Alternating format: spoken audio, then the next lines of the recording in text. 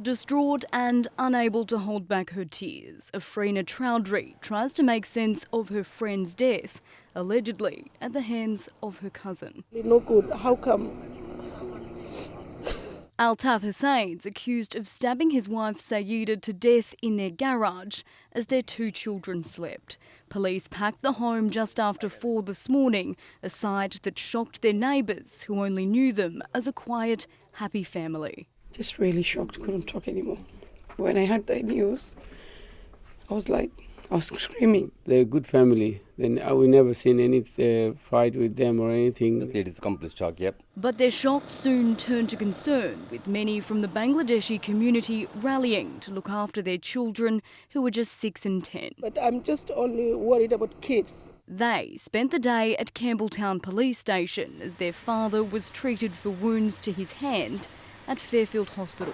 Police are now waiting to speak with Hussein to find out exactly what happened inside this home this morning. They expect to charge him with murder before the day's end. At the moment we have one male who we've arrested at the scene, is assisting us with our inquiries. Tragic scene, tragic circumstances. And a tragic call to her family members who are now preparing for their daughter's funeral all the way from Bangladesh.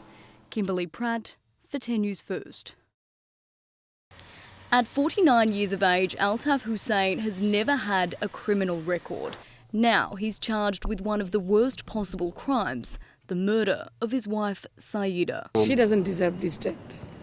Absolutely not. She was stabbed to death in their garage, just metres from where their children slept, an act he admitted to afterwards. "I killed her," he said, in the presence of police and people he'd invited into his home. We talk about our community, whole shock.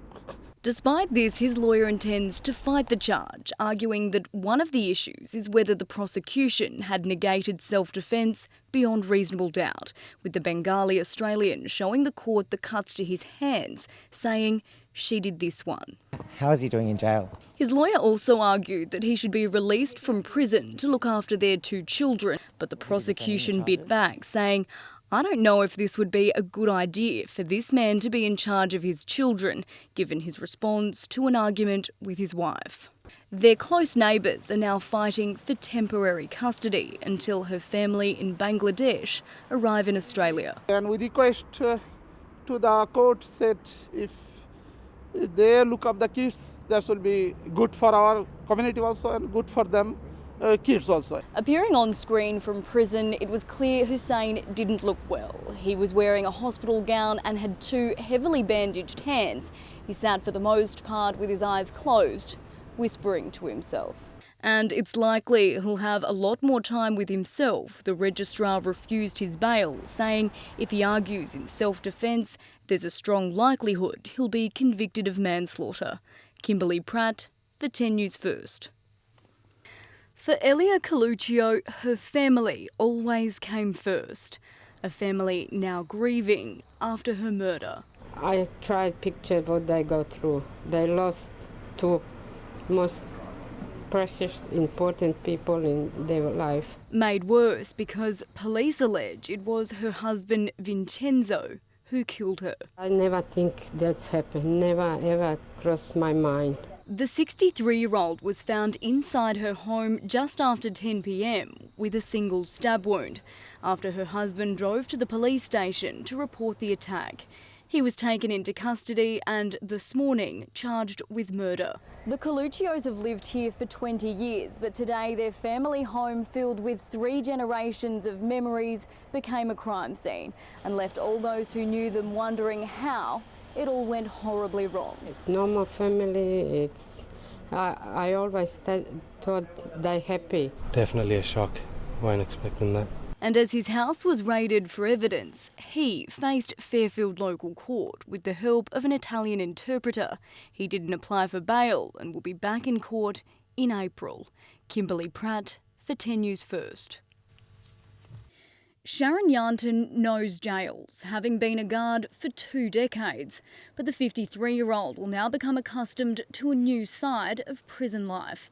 Today sentenced to 16 and a half years behind bars. How did she look when the sentence was handed down? I didn't even bother really looking at her.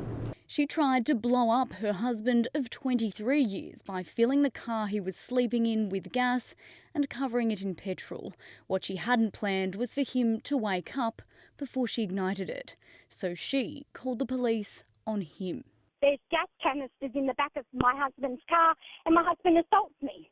The estranged pair was drinking at Maryland's bowling club earlier that night, which was an opportunity for the jaded wife to slip something into his drink. Though the court could not find, despite strong suspicion, that the additive was in fact a sedative, the judge said.